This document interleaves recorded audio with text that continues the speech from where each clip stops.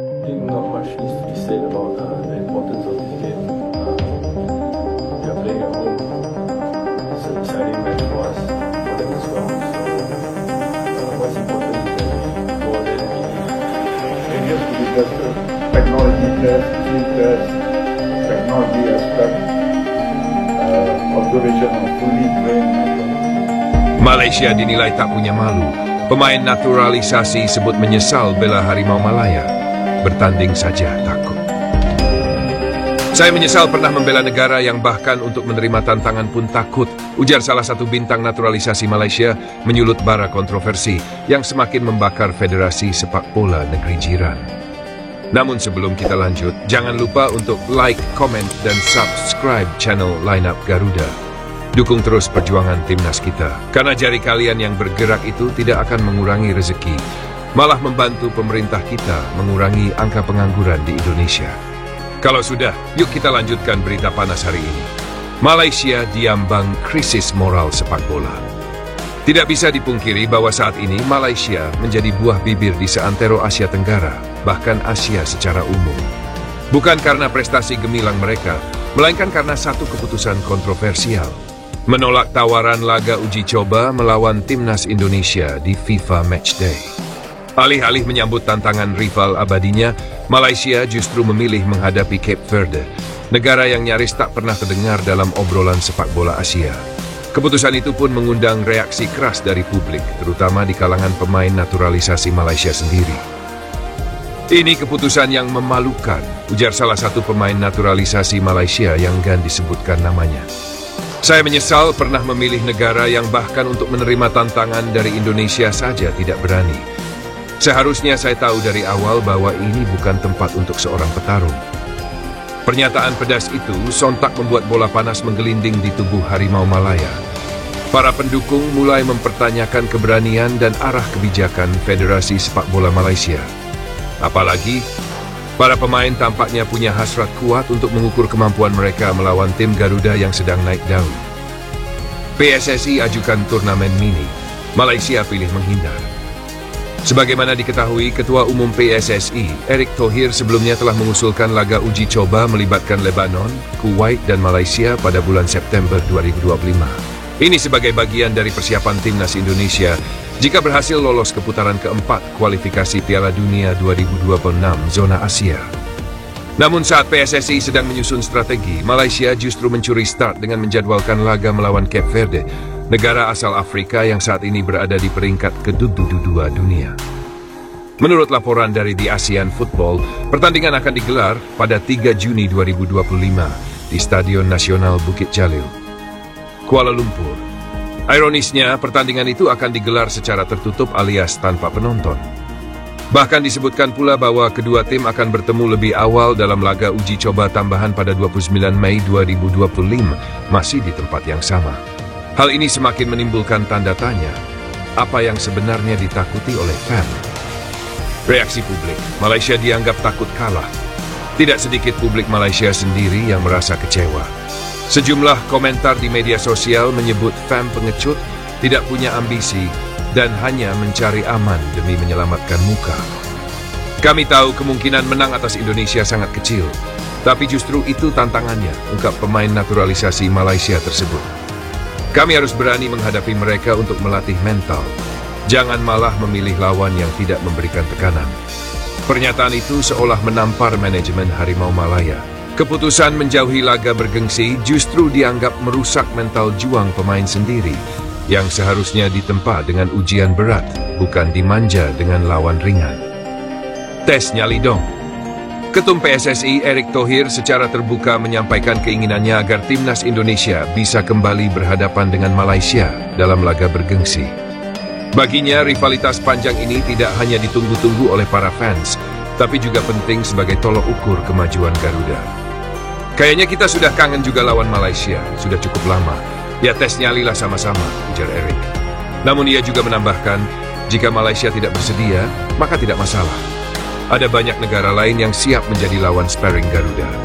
Kalau Malaysianya nggak mau ya nggak apa-apa, mungkin lain kali. Pilihan salah yang menyakitkan. Kembali ke pengakuan pemain naturalisasi Malaysia, Ia menyesali keputusannya membela Harimau Malaya.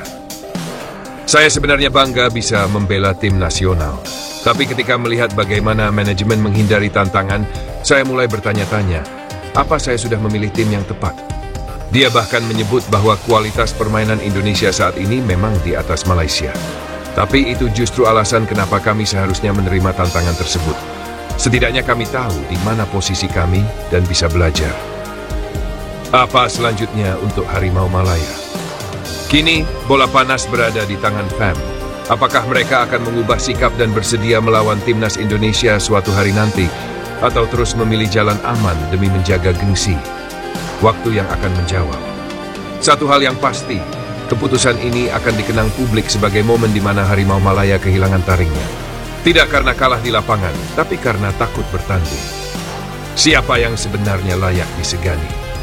Ketika Indonesia justru berani menantang tim-tim kuat dari Timur Tengah dan tidak gentar mencari lawan tangguh, Malaysia justru terlihat bermain aman. Padahal sejarah mencatat, rivalitas Indonesia-Malaysia selalu jadi suguhan menarik bagi para pencinta sepak bola Asia Tenggara. Namun kini, bayang-bayang ketakutan justru membayangi negeri jiran. Dan para pemainnya pun mulai meragukan kepercayaan yang mereka berikan pada lambang harimau di dada mereka. Bagaimana pendapat kalian? Apakah Malaysia benar-benar sudah kehilangan taringnya? Atau ini hanya bagian dari strategi besar yang belum kita pahami? Timnas Indonesia sedang berada di fase penting perjuangan menuju Piala Dunia 2026. Dua pertandingan tersisa melawan China dan Jepang di babak ketiga akan menjadi penentu.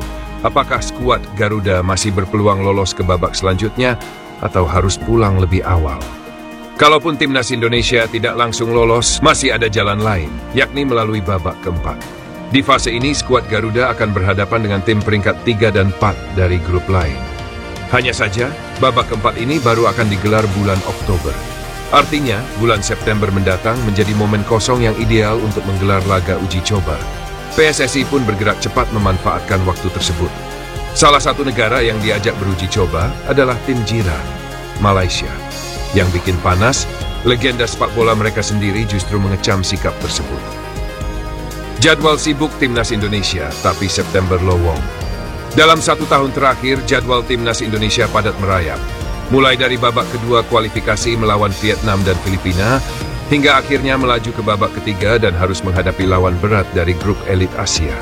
Karena jadwal babak ketiga kualifikasi berlangsung dari September tahun lalu hingga Juni ini, praktis tidak ada ruang untuk laga uji coba. PSSI pun harus cermat menyusun agenda. Salah satu kesempatan emas adalah di bulan September mendatang sebelum babak keempat digelar. Laga uji coba bukan hanya untuk menjaga ritme bermain para pemain, tapi juga kesempatan mengasah strategi dan membangun chemistry dalam tim. Rencana laga uji coba pun sudah sempat menyasar Belanda. Sayangnya KNVB, Federasi Sepak Bola Belanda, tidak bisa menyesuaikan jadwal karena mereka juga harus menjalani kualifikasi. Maka Indonesia pun mengalihkan perhatian ke negara lain yang lebih memungkinkan. Rusia, Uzbekistan, Kazakhstan, tak ada yang pasti. Beberapa negara sempat dikaitkan dengan laga uji coba bersama Timnas Indonesia. Rusia disebut-sebut sebagai lawan potensial. Bahkan PSSI sudah menerima surat resmi dari pihak Rusia. Namun, seperti dijelaskan oleh Erick Thohir, jadwal pertandingan tidak cocok. Kami sudah jawab Rusia, mereka minta September atau Oktober. Tapi Oktober kita tidak bisa. Jadi kita bilang untuk tahun depan saja, kalau ada window FIFA Matchday yang cocok, jelas Erick. Selain Rusia, negara lain seperti Uzbekistan dan Kazakhstan juga sempat masuk radar. Namun kabar itu perlahan menghilang, tidak ada kelanjutan berarti. Hingga akhirnya PSSI mengalihkan fokus ke 3 negara yang dianggap paling mungkin menjadi lawan uji coba, Kuwait, Lebanon, dan Malaysia. Kuwait dan Lebanon menyambut ajakan tersebut. Malaysia, diam, tidak menjawab. Malaysia tak merespons. Safi Salih meradang. Keheningan dari Malaysia ini justru menimbulkan kontroversi di dalam negeri mereka sendiri. Safi Salih, legenda Harimau Malaya, angkat suara dengan nada kecewa. Menurut Safi, ini adalah kesempatan langka untuk menguji kekuatan tim nasional mereka. Apalagi timnas Indonesia saat ini sudah jauh berkembang, banyak dihuni pemain naturalisasi, dan juga punya pemain-pemain muda yang bermain di luar negeri. Timnas Indonesia adalah kekuatan besar di ASEAN. Kalau kita tidak berani menghadapi mereka, bagaimana kita tahu level kita sekarang? tegas Safi dalam wawancara dengan Astro Arena. Komentar ini langsung menjadi sorotan publik Malaysia. Fans sepak bola pun mempertanyakan alasan FAM, Federasi Sepak Bola Malaysia, yang tidak segera memberikan respon kepada PSSI. Banyak yang menyebut Malaysia takut kalah. Yang lain bilang, mereka sedang dalam proses membangun kembali kekuatan. Kita sudah kangen lawan Malaysia. Ketua Umum PSSI Erick Thohir sendiri sudah menyampaikan bahwa uji coba melawan Malaysia akan sangat menarik. Terlebih karena kedua tim kini diperkuat banyak wajah baru. Uji coba kami masih melihat Malaysia juga yang sedang berbenah diri. Sepertinya kita sudah kangen juga melawan Malaysia dan sudah cukup lama. Tes nyalilah, sama-sama, kata Erick dengan semangat.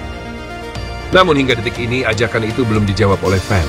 Padahal Malaysia hanya memiliki satu pertandingan pada September melawan Laos.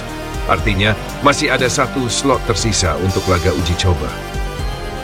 Alex, kalau nggak mau, cari yang pasti-pasti aja. Asisten pelatih Timnas Indonesia, Alex Pastur, punya pandangan realistis. Ia menilai uji coba penting, tapi lawannya harus jelas dan memiliki kualitas.